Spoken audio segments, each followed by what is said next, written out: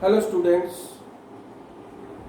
আজকে যে টপিকটা নিয়ে আমি বলবো সেটা হচ্ছে কিরচফস ভোল্টেজ ল। তোমরা ওহমস ল এবং কিরচফস কারেন্ট ল সেটা তোমরা অলরেডি জেনেছো। আজকে কিরচফস ভোল্টেজ ল নিয়ে বলবো। কেন আমরা এই লটা শিখব, তো সেটা প্রথমে বলি যে আবিষ্কর্তার নামটা আগে বলা দরকার, যে কে এই লটা আবিষ্কার করেছেন। ওনার নাম হচ্ছে গুস্তাভ রবার্ট কিরচফ, যার নামানুসারে কিরচফস ল পরবর্তীকালে পরিচিতি পায়। তো তোমরা ওহমস ল জেনেছো। ওহমস লর কিছু লিমিটেশন আছে। ওহমস ল জেনেছো, সেটা হচ্ছে যে লিমিটেশনটা হচ্ছে যে আমরা কোনো জটিল সার্কিটের ক্ষেত্রে কিন্তু ওহমস ল অ্যাপ্লাই করতে পারবো না। কোনো জটিল সার্কিটের ক্ষেত্রে, ধরা যাক এই ধরনের কোনো সার্কিট,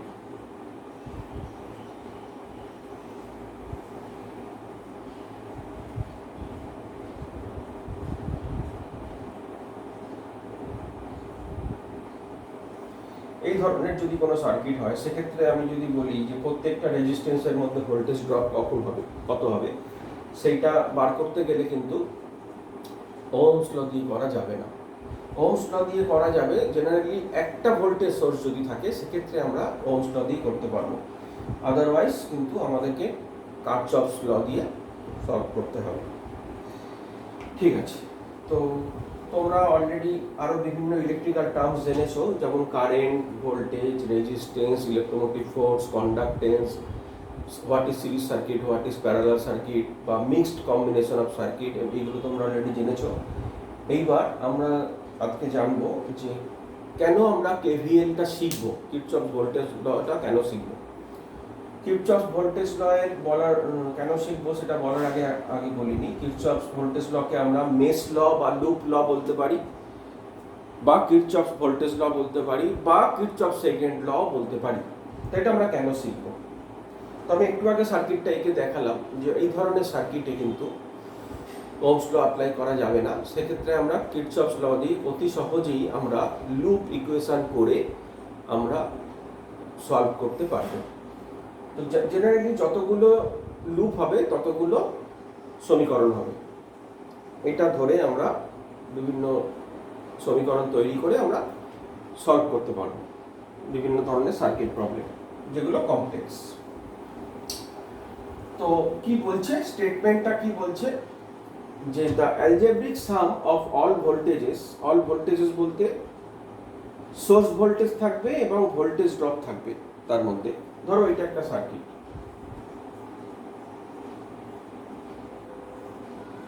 এটা হচ্ছে সাপ্লাই ভোল্টেজ, আর এই দুটো হচ্ছে কনজিউমিং ডিভাইস, যেখানে পাওয়ারটা কনজাম্পশন হবে R1 R2, এটা সিরিজে আছে। তাহলে অ্যালজেব্রিক সামেশন অফ দিস, এই দুটো রেজিস্ট্যান্সের ড্রপ এবং অ্যাপ্লাইড যে ইএমএফ সেটা ইকুয়াল টু 0 হবে। এটা একভাবে বলতে পারি। আবার বলতে পারি the sum of all voltage drops are equal to the sum of voltage sources applied around close path. হ্যাঁ, একটা জিনিস মনে রাখতে হবে, circuit must be closed, circuit must be closed হতেই হবে, সার্কিটটাকে ক্লোজ হতে হবে, তবে আমরা কেসিএল বা কেভিএল ল আমরা অ্যাপ্লাই করতে পারবো, যেটা আমরা ওহমস লর ক্ষেত্রেও দেখেছি, that circuit must be closed. তো এইটা বলার আগে তাহলে আমি যদি ম্যাথামেটিক্যালি এটাকে বলি, তাহলে কি বলেছে, voltage some of voltage drops equal to sum of voltage applied.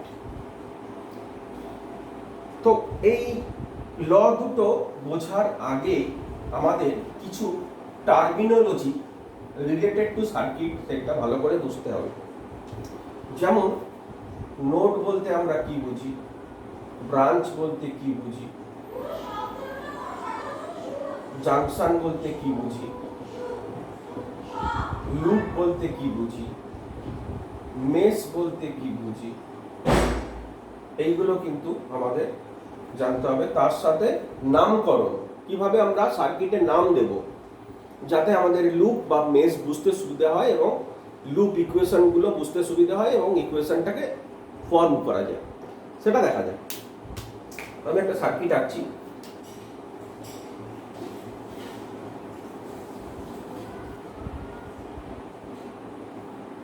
প্রথমে একটা সিঙ্গেল লুপের বা সিঙ্গেল মেশের একটা সার্কিট ড্র করলাম। তো এখানে প্রথমে বলি ব্রাঞ্চ কটা আছে। দেখো এইটা একটা ব্রাঞ্চ, এইটা একটা ব্রাঞ্চ,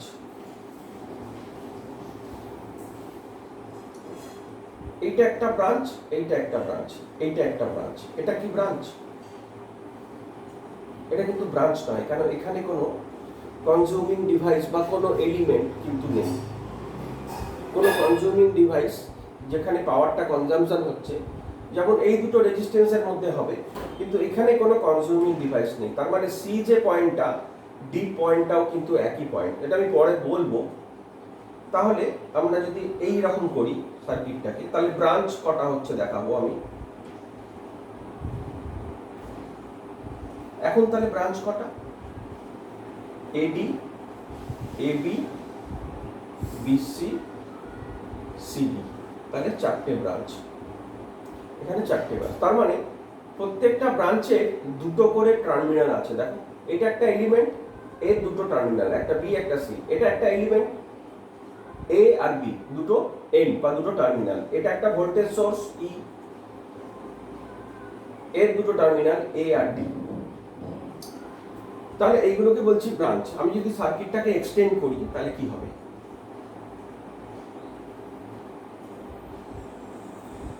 তাহলে এটাকে নাম দিচ্ছি ই, এটাকে নাম দিচ্ছি এ। তাহলে বিই একটা ব্রাঞ্চ, ই এফ একটা ব্রাঞ্চ, এফ সি একটা ব্রাঞ্চ। তাহলে এই সার্কিটের মোট ব্রাঞ্চ সংখ্যা কত? 1 2 3 4 5 6 7, সাতটা ব্রাঞ্চ। 1 2 3 4 5 6 7টা ব্রাঞ্চ। তাহলে তোমরা ব্রাঞ্চ সম্বন্ধে আইডিয়া ক্লিয়ার হয়েছে। এইবার আমি বলবো node. What is node? Node কি? দেখো নোড হচ্ছে দুটো ব্রাঞ্চের সংযোগস্থল। এবি একটা ব্রাঞ্চ, ডিএ একটা ব্রাঞ্চ, এর সংযোগস্থল কোনটা? এটা, এটা একটা নোড। সিমিলারলি এটা একটা নোড, এটা একটা নোড, এটা একটা নোড, এটা একটা নোড, এটা একটা নোড। কিন্তু এখানে একটা কথা আছে, সেটা হচ্ছে দেখো যে যখন দুটো ব্রাঞ্চ এসে মিলিত হচ্ছে তখন তাকে আমরা বলছি নোড। কিন্তু যখন তিনটে টার্মিনাল এসে মিলিত হচ্ছে, তিনটে ব্রাঞ্চের তিনটে টার্মিনাল এসে যখন মিলিত হচ্ছে তখন তাকে আমরা বলছি জাংশন। নোড তো বটেই, অ্যাজ ওয়েল অ্যাজ জাংশনও বটে। তাহলে এ ডি ই এফ এরা হচ্ছে নোড, কিন্তু বি আর সি হচ্ছে জাংশন। কেন না? এখানে দুইয়ের বেশি ব্রাঞ্চের মিলন হয়েছে। দুইয়ের বেশি বলতে এবি একটা ব্রাঞ্চ, সিবি একটা ব্রাঞ্চ আর ইবি একটা ব্রাঞ্চ, এদের সংযোগস্থল হচ্ছে বি। তেমনি বিসি, ডিসি, এফসি এই তিনটের সংযোগস্থল সি। তার মানে দুইয়ের অধিক, সেই জন্য এটাকে বলছি আমরা জাংশন। নোড তো বটেই, অ্যাজ ওয়েল অ্যাজ জাংশন। তাহলে ব্রাঞ্চ আর নোড আর জাংশন সম্বন্ধে বুঝতে পেরেছো। এবার বলবো লুপ এবং মেশ। দেখো লুপ এবং মেশে বেসিক যে জিনিসটা সেটা হচ্ছে স্টার্ট পয়েন্ট এবং এন্ডিং পয়েন্ট, কিন্তু যেখান থেকে শুরু করব সেখানে এসে আমাকে টার্মিনেট করতে হবে। তাহলে এইটা একটা লুপ, এটাও একটা লুপ। কিরকম? আমি যদি এখান থেকে শুরু করি, তোমরা যে কোনো পয়েন্ট থেকে শুরু করতে পারো, এ বি সি ডি, আবার দেখো এ তে ফিরে এলাম। সিমিলারলি আমি যদি বি থেকে শুরু করি, বিই এফ সি বি, এটাও লুপ এবং এটা ক্লোজ পাথ হতেই হবে, এটা ক্লোজ পাথ হতেই হবে, সে লুপই হোক আর মেসই হোক ক্লোজ পাথ হতেই হবে। তাহলে এটা একটা মেস, লুপও বটে, এটাও একটা লুপ। তাহলে লুপ আর মেসের পার্থক্য কোথায়? আচ্ছা, এবার দেখো আমি এটা বলতে পারি A B E F C D A, এটা কি মেস না loop? A B E F C D A, দেখো এ থেকে শুরু করেছি আবার এতে ফিরে এসেছি। তো তুমি যেভাবেই ধরো না কেন, তুমি যদি ডি থেকে ধরো তাহলে D A B C D আবার এখানে ফিরে আসতে হবে। তুমি যদি সি থেকে ধরো C B E F C B আবার ফিরে আসতে হবে। এটা লুপ মেস দুটোর ক্ষেত্রেই প্রযোজ্য। কিন্তু এটাকে আমি বলছি লুপ, তার কারণ হচ্ছে একটা লুপকে সাব ডিভাইড করতে পারি। এই বড় লুপটাকে দুটো লুপে সাব ডিভাইড করতে পারি বা দুটো মেসে সাব ডিভাইড করতে পারি। তার মানে লুপটাকে সাব ডিভাইড করা যাবে, কিন্তু মেসের মধ্যে আর কোনো সাব ডিভিশন হবে না। তাহলে এটা কি আর সাব ডিভাইড করা যাবে? এই যে মেসটা এ বি সি ডি ই, এটা কিন্তু আর সাব ডিভাইড করা যাবে না। সিমিলারলি এটাকেও আর সাব ডিভাইড করা যাবে না। তো সেই জন্য এটাকে বলা হচ্ছে লুপ মেস। এটাও লুপ মেস, কিন্তু এই পুরো গোটাটা একটা লুপ, যেহেতু এটা দুটো মেস বা দুটো লুপের কম্বিনেশন। তাহলে আশা করি তোমরা এই ব্যাপারটা বুঝতে পেরেছো।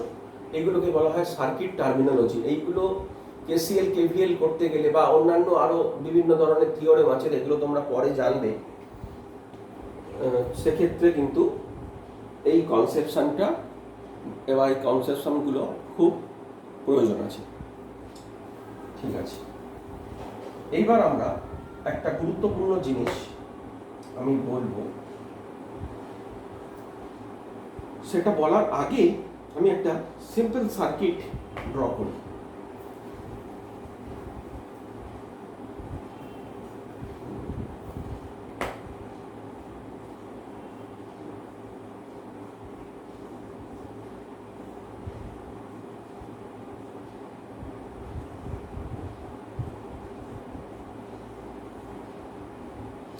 আচ্ছা দেখো, এখানে আমি নামকরণ করছি এ বি সি ডি, এরকম নামকরণ করলাম কেন? এখানে তো কিছু দিলাম না এই দুটো পয়েন্টে। তো দেখো এইখানে কিন্তু কোনো কনজিউমিং ডিভাইস বা কোনো এলিমেন্ট, রেজিস্ট্যান্স, ইন্ডাকটেন্স, ক্যাপাসিট্যান্স কিছু নেই। তাহলে এই পয়েন্টটা আর এই পয়েন্টটা same point, same point. Similarly এটাও তাই, সিমিলারলি এটাও তাই। আমরা এটাকে এইভাবেও আঁকতে পারতাম। এখানে আর কোনো রেজিস্ট্যান্স বা কিছু নেই। তাহলে আমি যদি এটাকে লুপ বা মেশ হিসাবে লিখতে চাই, কি লিখবো? এ বি সি এ, বা আমি যদি সি থেকে শুরু করি C A B C. Similarly এটা B D C B, B যদি এখান থেকে শুরু করি, যদি সি থেকে শুরু করো তাহলে সি বি ডি সি। কিন্তু যখনই আমি এইরকম আঁকবো সার্কিটটা,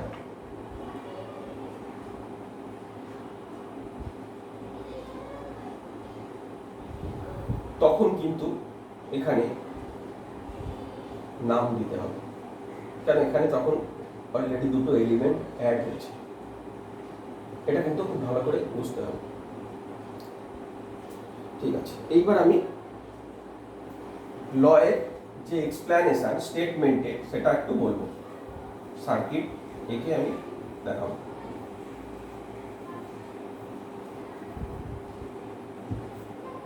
ধরো এই একটা সার্কিট আছে,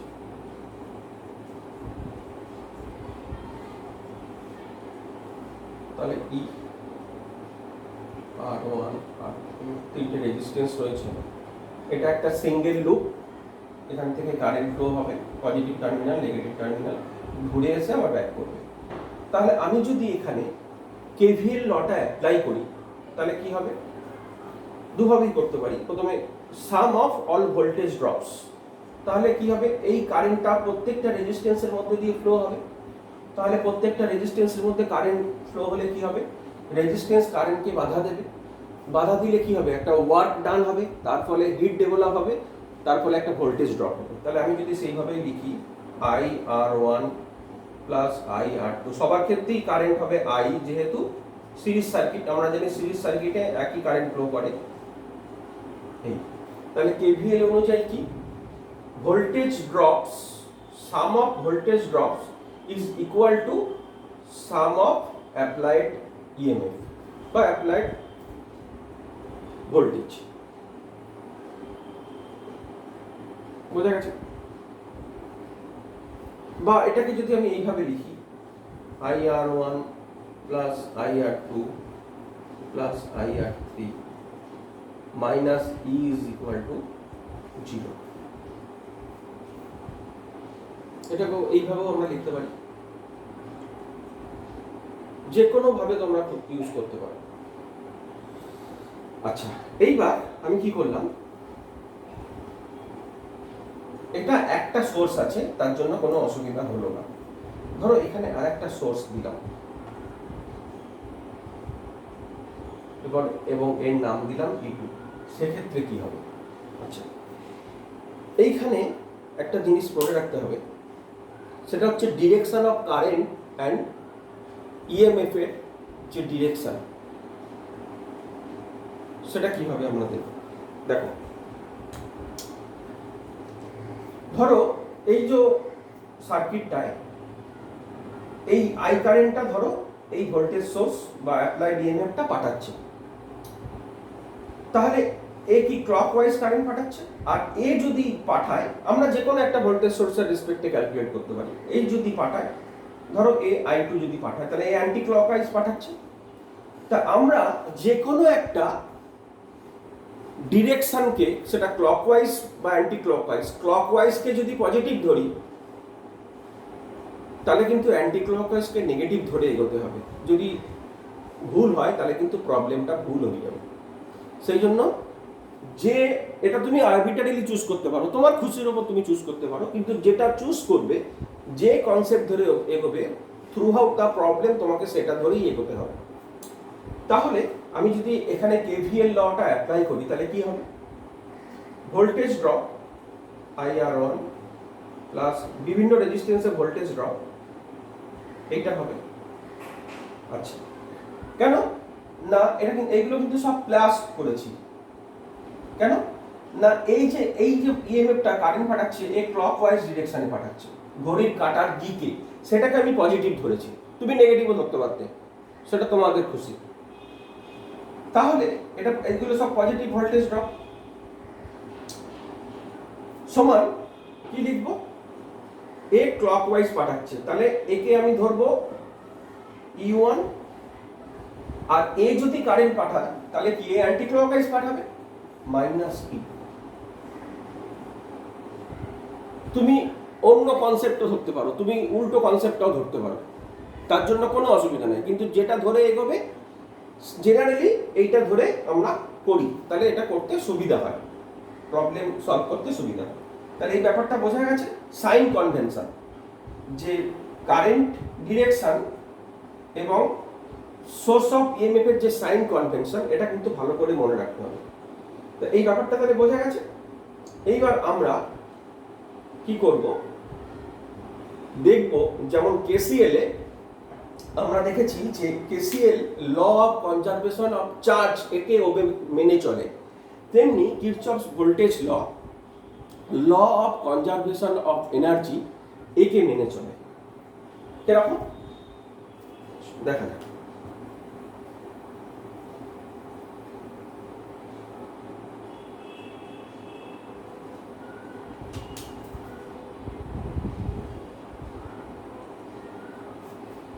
এই সার্কিটে, আচ্ছা, প্রথমে আমরা বলি যে ভোল্টেজের ডেফিনেশন কি। আমরা জানি ভোল্টেজের ডেফিনেশন W/Q, ওয়াট ডান, একটা ওয়াট ডান পার ইউনিট চার্জ, তাহলে এটা হচ্ছে ওয়াট ডান হচ্ছে জুল পার কুলম, যাকে আমরা বলি ভোল্ট। আবার আমরা জানি কাজ করার সামর্থ্যকেই বলা হয় শক্তি। তাহলে আমরা কি লিখতে পারি ইকুয়েশনটা? V is equal to E by Q, এটা লিখতে পারি। কেন? আমরা জানি কার্য করার সামর্থ্যকেই বলা হয় শক্তি। তাহলে এটা যদি ওয়ার্ক ডান হয় তাহলে W এর জায়গায় আমরা E লিখতে পারি, যেটা এনার্জিকে ডিনোট করছে। তাহলে আমরা এখানে যদি এই সার্কিটে যদি কেভিএল ল অ্যাপ্লাই করি তাহলে কি হবে?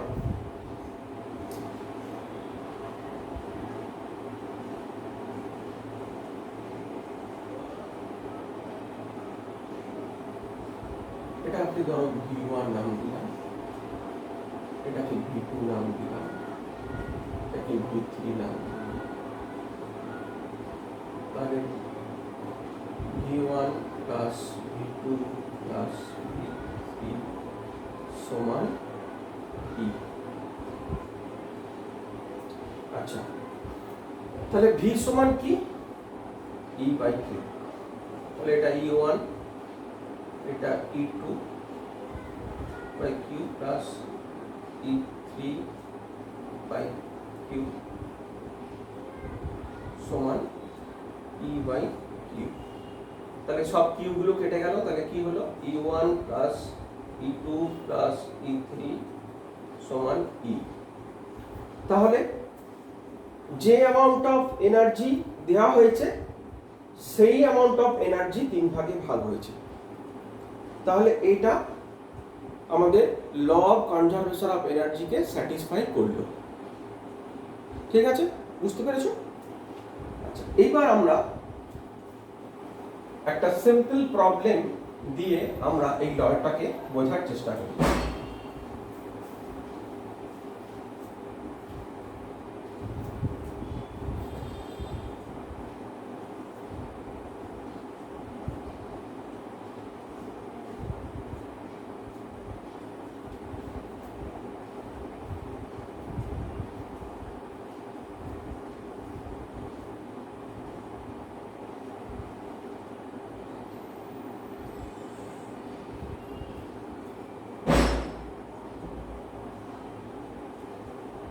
তিনটে রেজিস্ট্যান্স,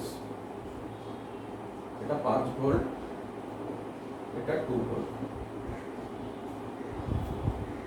তাহলে আমাকে বলা হয়েছে যে এই তিনটে রেজিস্ট্যান্সে কত ভোল্টেজ ড্রপ হবে কেভিএল ল এর সাহায্যে বার করব।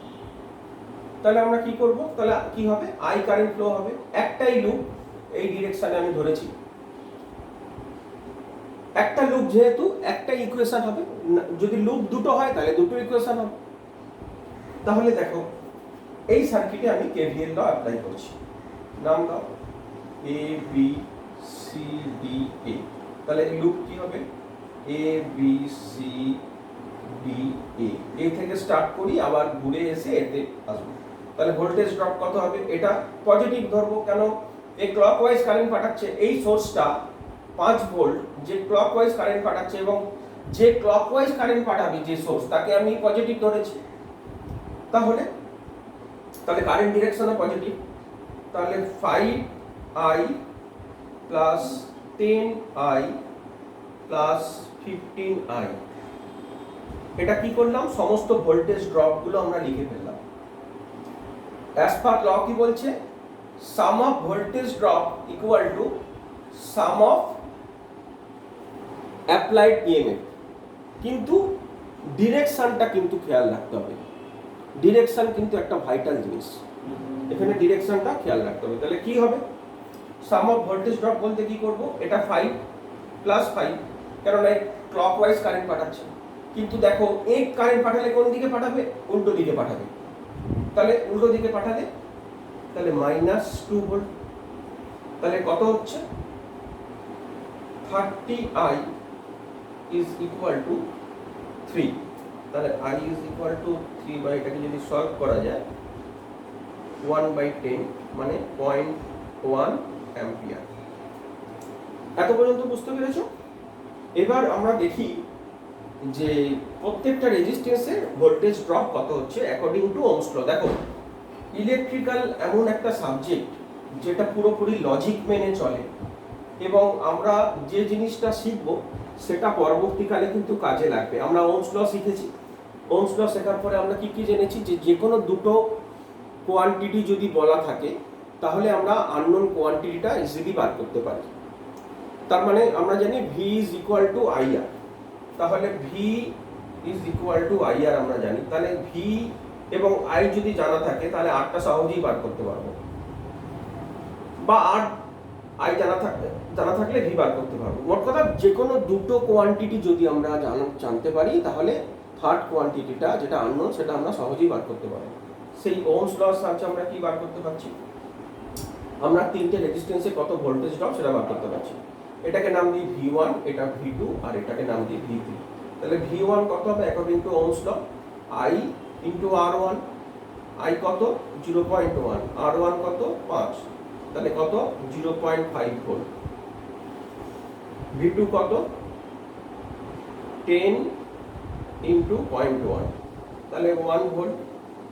আর V3 কত, V3 হচ্ছে 15 ইনটু 0.1, তাহলে কত 1.5 ভোল্ট। তাহলে দেখো 1.5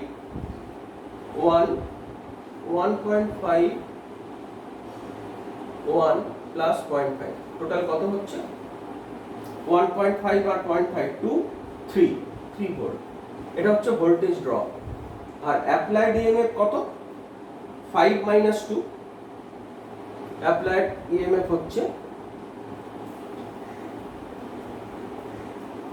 sum of applied EMF with respect to sin 5 minus 2 সমান 3 ভোল্ট। তাহলে দেখো বাঁদিকেও 3 ভোল্ট ডানদিকেও 3 ভোল্ট। তাহলে যে অ্যামাউন্ট অফ ভোল্টেজ ড্রপ হচ্ছে সেই অ্যামাউন্ট অফ অ্যাপ্লাইড ইএমএফ আমরা পাচ্ছি। তাহলে এটা ওহমস লকে মেনে চলছে। বোঝা গেছে? তাহলে this is all about Kirchhoff's voltage law. আশা করি তোমরা সবাই বুঝতে পেরেছো। যদি কোনো অসুবিধা হয় তাহলে নেক্সট ক্লাসে আমাকে অবশ্যই বলবে। থ্যাংক ইউ, ভালো।